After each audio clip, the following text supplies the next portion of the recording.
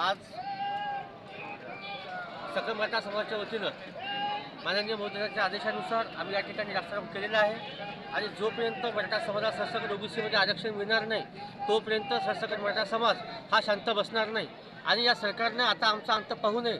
जर अंत पाहिला तर निस्तबत केल्याशिवाय आम्ही राहणार नाही.